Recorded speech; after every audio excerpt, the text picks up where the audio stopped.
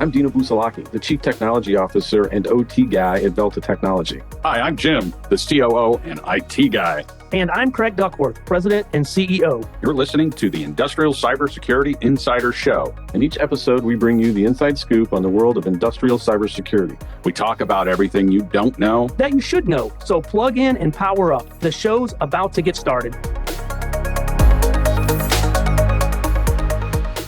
Good morning, everyone. I'm Craig Duckworth, the President and CEO of Velta Technology. And today with me, we have Simon Chassar from Claroty. Simon, welcome to the show and give us a little bit of history about yourself. Yeah, hi, Craig. Thanks. Nice to be here. So I've been formerly the CRO of Claroty for the last 3 years of the market, as well as the governments that are responding to it.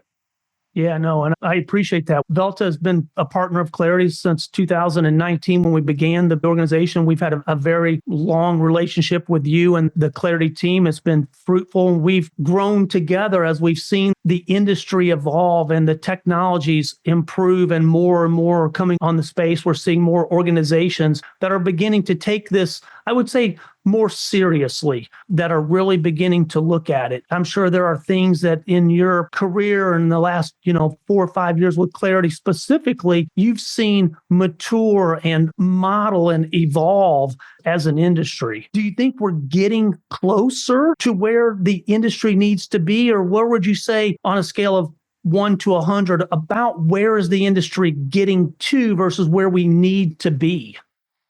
If I look back and think about what happened over the last decade or slightly more around IT security, you had this sort of proliferation and acceleration of malefactors that were targeting IT. And you had this immediate response in terms of innovation and regulation, which drove further investment and new security controls being innovative, and ultimately bad actors or malactors effectively evolving as well as the security controls.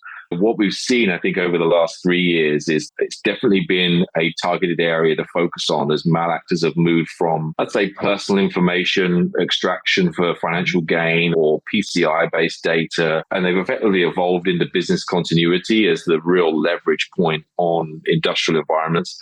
Whether they be regulated or non-regulated, I'd say that the regulated industries and the critical national infrastructure, and we could talk about that on one part, but ultimately that's a state-sponsored sort of attack, whereas you see the real sort of, I say, financial criminals effectively focused on the non-regulated because it's easy to shut down an operation and create a ransom, and it's worth a lot more. Whereas if we look at PII data, I'd say 5 years ago or 4 years ago even, it was probably worth about $250 a record. And now it's down to $40. No, there's no money in it. It's been really commoditized. The real money is in stopping operations of manufacturing facilities, for example, and capturing huge gains through ransom, because these environments are super important to the revenue generation. And what we've seen as a knock-on of that is regulation has come out to say, actually, these industries are important to my GDP. For example, in Germany, automotive sector and its supply chain are hugely important to the GDP of the country. And therefore, how do we start to protect these environments has been pushed by the government, but also been pushed by the organizations themselves to protect their revenue. And therefore, there's been an evolution in the last 3 years of prioritization, moving from IT security into the OT and IoT, or that sort of extended connected Internet of Things and or threat landscape. I would say that from a maturity point of view, there's still a lot of people on different tracks of the journey. And that is that some are still dealing with the complexity of legacy networks and a lot of technical debt, finding what assets they've got. Some are dealing with the problem of remediation of those vulnerabilities in those environments by understanding now where they are to go focus on them. And some are even a little further advanced with actually connecting those threats into their environment, and how do they start to then build the skills up to start remediate and recover in those sort of threat circumstances. They're all on different journeys. Definitely it's moved forward, but I don't think it's moved forward enough, in my opinion, to really protect society. And that's a long ramble, but long answer, but that's basically my opinion. And I think that we are seeing the same thing. You're spot on with different organizations are in different places along the journey, depending on where they are, where they're public, private, large, small. And again, we're seeing it all over the board. I would say that the takeaway from that is you're right. It has come significantly improved from when we began this journey, but it's not where it needs to be to bring the same amount of due diligence that the IT side has had for the last 20 years, just because from a maturity and a time standpoint. This is still fairly new. These cyber physical systems are relatively new. The technologies are 6-8 years old. They've not been around a long time. Organizations are still understanding the people aspect of that. It's difficult to get talent, to train talent. So yeah, we still have a bit to go, but we've come great strides in the last 5 years. Yeah, the interesting thing is that a lot of these environments were built without any security in mind. A lot of these sort of process controllers are operating on voltage variances to create an output, and they operate in a single activity. But the problem is once you start to connect a lot of these devices or these physical systems, they create a collective risk, because ultimately there's different processes that control the conveyor belt to the box system to the bottle in fill in machine, for example, with actually the liquids which are different depending on which run cycle you've got on the outputs. And there's a lot of different automation vendors that form part of that sort of end-to-end life cycle. And therefore you can't look at the sort of automation vendors as having a sort of fix or a solution for it, because there's just too many people involved and the process is too broad. And then also you can't expect IT to do it because there's been so far removed from that environment for such a long time. It's complex.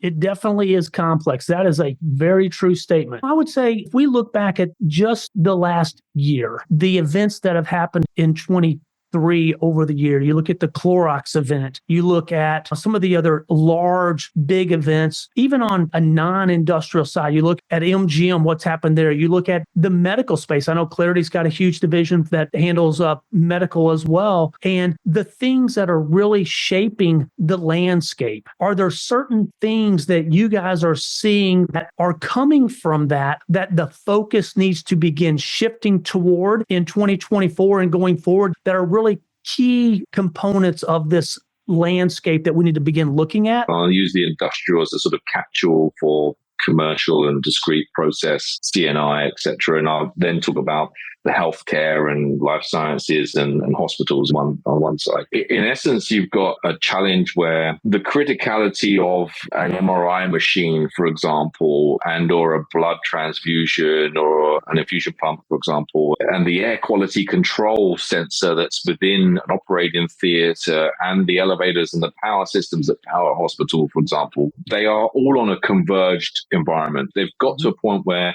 actually VLANs they thought were the route to creating that sort of segmentation of the environments. But in essence, they're all interconnected. And that also goes all the way down to PHI data. And ultimately, someone can come in, or a phishing attack or some malware can get into the environment and go east to west and create all sorts of havoc, which then moves across different type of job roles and responsibilities, from facility managers to cybersecurity to network people, for example, to the clinicians and medical device management people.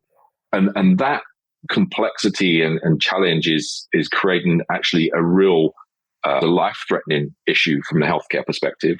And then you look at the industrial, that as there's a march towards Industry 4.0, using more automation, more eco-efficiency drivers into, I suppose, improving their output at a sort of high efficiency but at a low cost because of the, I suppose, the inflationary pressures of the Ukraine-Russia war and the cost of energy and everything else. That connectivity is also coming together in some of the discrete manufacturing. And that convergence and connection is also now creating the same issue.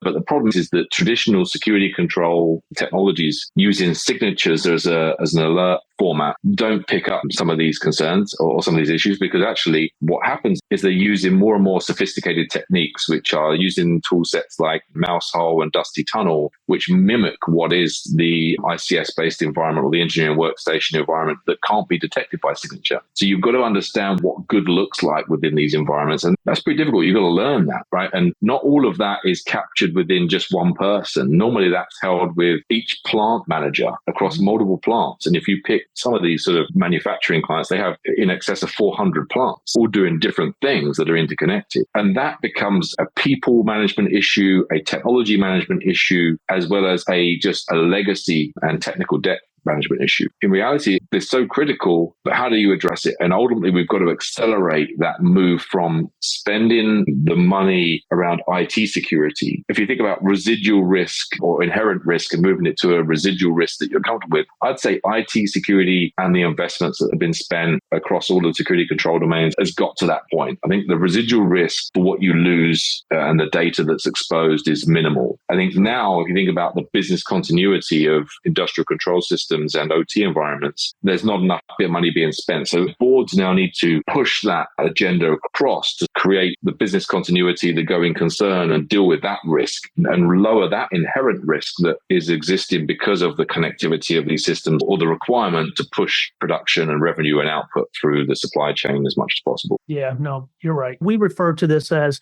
you have to think globally, you have to act locally. Again, back to your point, if I have a manufacturer and I have 400 facilities, one person, I don't care what your title role is, you do not have that local tribal knowledge at each of those individual plants. They operate on different geographical locations, different environments. They have different people processes. They might have been an acquired facility, a greenfield, brownfield. They're all different. And until you can get that knowledge down and begin looking at those from a local standpoint, even with a global overview of how do we bring all these within the range, it's got to be that way. And the other thing I picked up on that you said that we're starting to see more organizations address is the east-west traffic. Initially, when we're talking with an IT organization, they're looking at just the north-south. We only want to see the north-south because they don't understand the control layer space and those networks that are down below that control layer and how they get that traffic. But when you mention once those organizations or malicious actors or bad actors can go east to west and the disruption they cause, it means a world of difference in helping IT teams understand how important that is and how different it is, and that they don't have the visibility and they don't have that tribal knowledge and the understanding that they need to really begin addressing that. We see that as a huge opportunity that organizations need to begin looking at. The interesting thing I come across a lot is we've got firewalls around our manufacturing facility. I was like, that's great.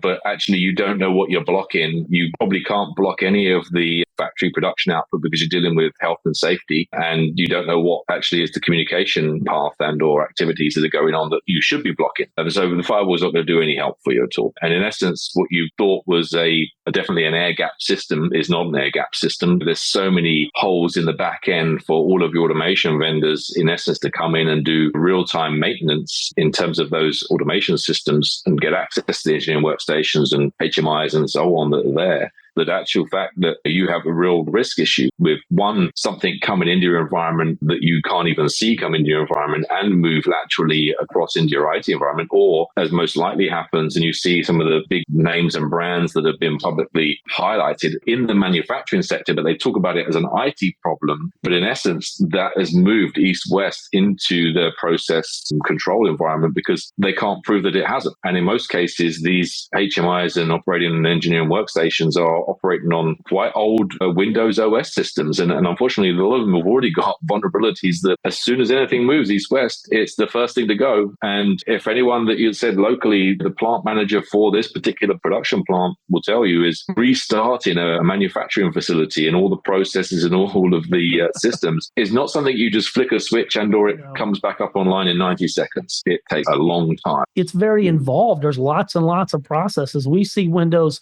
7, XP, Windows 98. The same thing that if you were to ask any CISO in the world, would you allow a Windows XP machine on your IT network? His answer is no way. It's never going to happen. But he doesn't recognize that there are hundreds of them already connected. He just doesn't see them in that environment. First of all, especially when they come to Claroty, is we want to understand what we've got connected to. So from our domain expertise and capability of the tool set is that we do a very good job of showing people what they've got, what are their vulnerabilities, We now have the capability to show them where their exploits are, not just where the CVSS scores are from those exploited vulnerabilities. And ultimately, we allow them to then go, that's what you've got. Now, how do you start to put down some of that hardening? The next path that they traditionally take is, let me start getting some of that hardening. Let me start pushing some of those alerts. Let me identify some of those unmanaged Windows devices and push that to my EDR.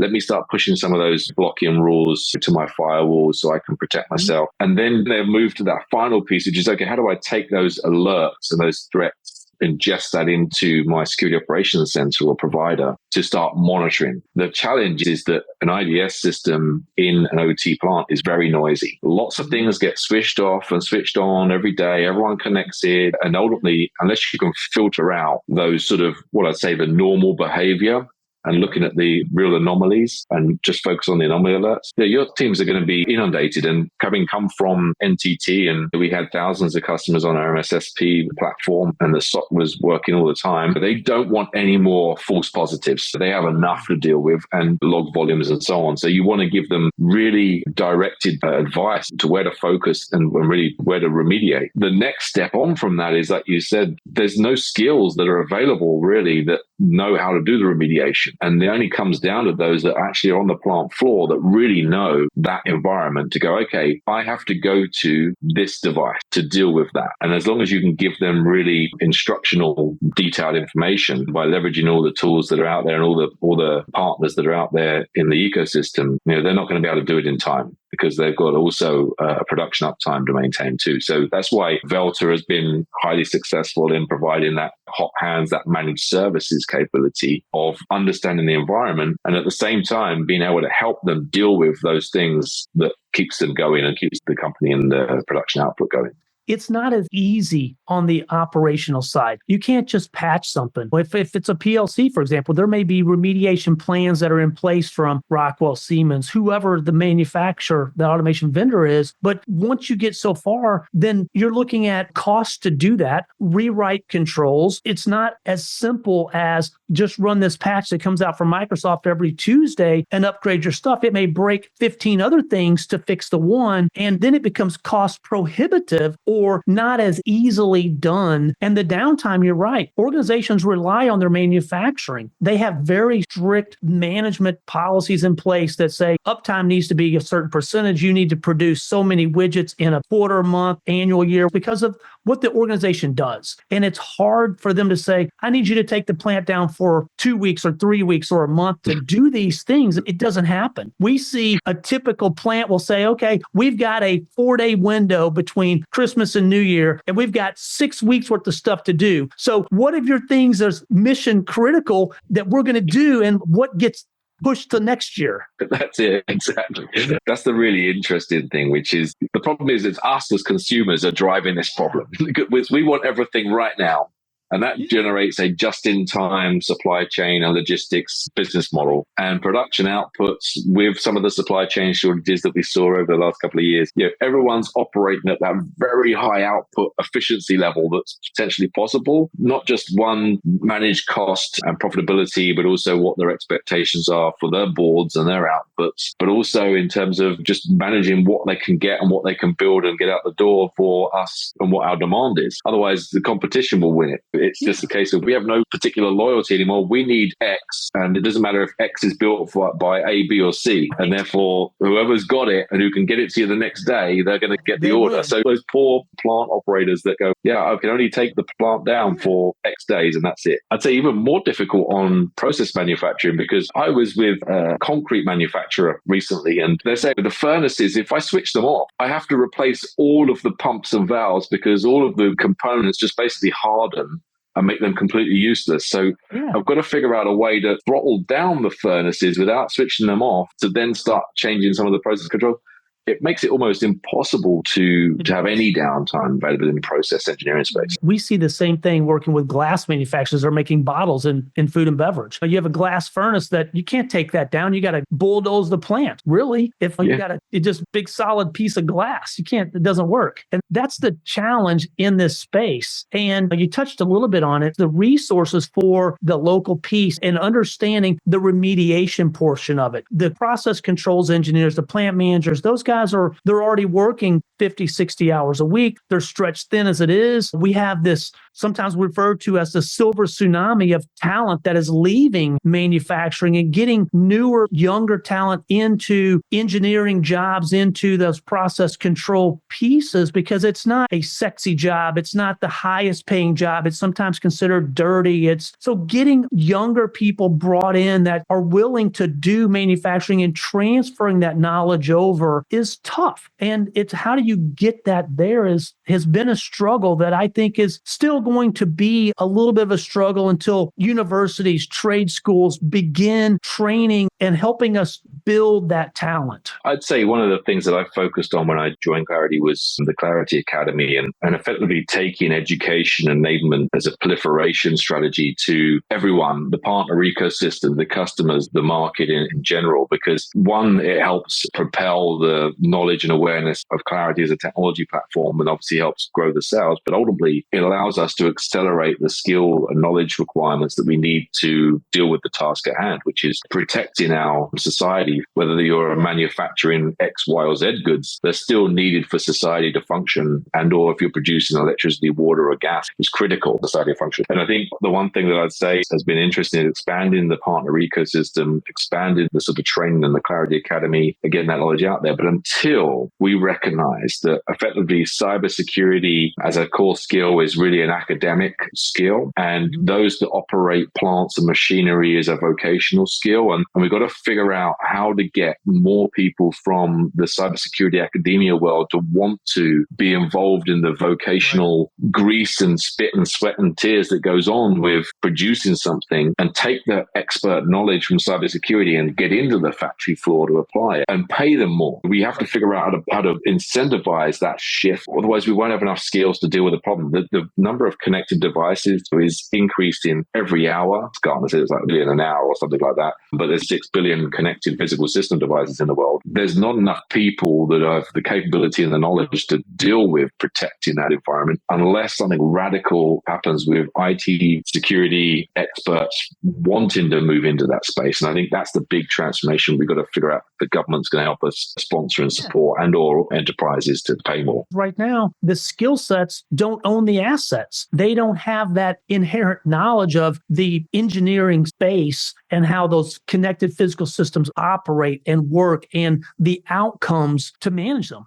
We see that on a continual basis as well. Understanding that who owns the asset is responsible traditionally for helping remediate and can put those controls in place to protect those systems. Unless for some miracle we take a hop, skip, and a jump to Industry 5.0 and we've got cognitively aware PLCs and suddenly they're all in the cloud and it becomes more of a PLC than it does an OT. But I don't see that happening anytime soon. With some of the things I've come across, there's been wind turbines that have been up for 35 years and they're still generating huge megawatts of electricity and nobody is touching them. They're not going anywhere. Why would they? They still work. These machines, we see things, benders, presses, drills that are making things that we use every day that are 60, 80, 100 years old that are still doing the same thing. These machines, there was no even thought of security back when the Industrial Revolution, these came into manufacturing, especially in the US and abroad. They just work and they just keep on work. It seems to be okay. It's how do you build that appropriate defense in depth and the different micro-segmentation and the different visibility and the continuous monitoring, and look at all the things that play into a true hygiene of how do you better protect your organization, no matter what it is and where it is from a regional, global standpoint, to how do you make it better? And we constantly are saying you have to show improvement, period over period. Whatever that measure stick is, it quarter over quarter, year over year, you have to begin showing improvement and transitioning from a pure IT play from a security standpoint to a holistic organization and enterprise about how do you now begin protecting the other half of what you have. I started talking about secure by design in about 2017, where we need to think about building systems, process, tools, technologies, platforms with security in mind rather than security as a bolt-on. And I think the more that we start to build new greenfield factories, we've got to build security in the beginning I think we need to figure out how to digitally transform existing legacy factories into modern technology using cloud, and how do we then build the security as part of that transition. What the future holds for the manufacturing and critical national infrastructure space is that we're going to see more and more malactors and malicious players enter this space as tool sets become more commonly shared. More and more geopolitical or techno-nationalism starts to ramp up between countries, and it will drive a geopolitical driver against industry, which will then force the fact that we have to have greater regulation. We're going to have to force the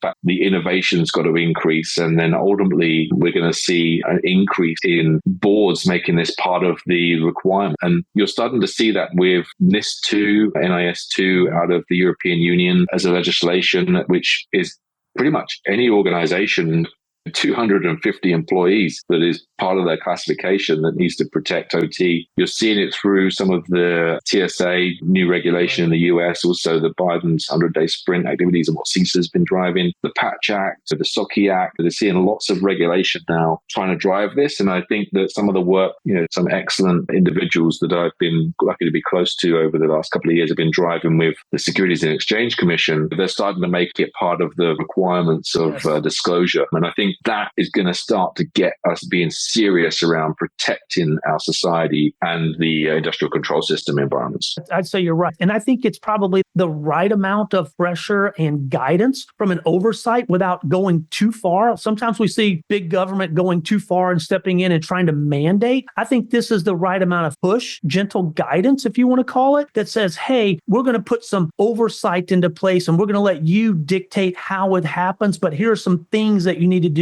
I think it will. I think it'll make a big difference in the coming couple of years. We're looking forward to it. If you were to look back as we wrap up here, if there's one piece of advice, something that you would give the listeners today that are beginning their journey or wherever they are in their journey, what would you give them that says, here's a good little piece that will help you advance or that they really need to focus on? Is there something specific that would help the listeners today that they may not be thinking about? Yeah, I think it's important that you connect with your peer group if you're a customer and start to learn from others where they are in their journey. What have they done? What have they learned from what they've done? If I put the whole get some technology, find your assets, find your vulnerabilities, put that in place, find a right partner, I'm taking that as a given. But I'd say leverage your peer group. But at the same time, I think you've got to designate and make someone responsible for the industrial control system security systems across the company. Where I see it fail is when CIOs, CISOs try to apportion it within their existing GRC or risk management frameworks and teams and all NetSecOps and so on. I think they've got to really have someone that's dedicated to OT or cyber physical systems because it needs the focus. It absolutely does. And that is a great, great point. Simon, thank you so much. It's been a great conversation. We appreciate all that you and the Claroty teams have done, the advancement in the industry that we're all in. Fantastic conversation. Thank you for your time today. I appreciate it, Craig. Thanks for having me, and best of luck for the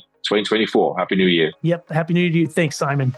Thanks for tuning in to the Industrial Cybersecurity Insider Podcast. To stay up to date with our latest episodes, be sure to click the follow or subscribe button now. And if you found this podcast helpful or have a topic you'd like us to cover, please leave us a review or let us know. If you're interested in learning more about Velta technology and how you can get safer sooner, visit veltatech.com. That's BELTA tech.com. Thanks again for listening. See you next time.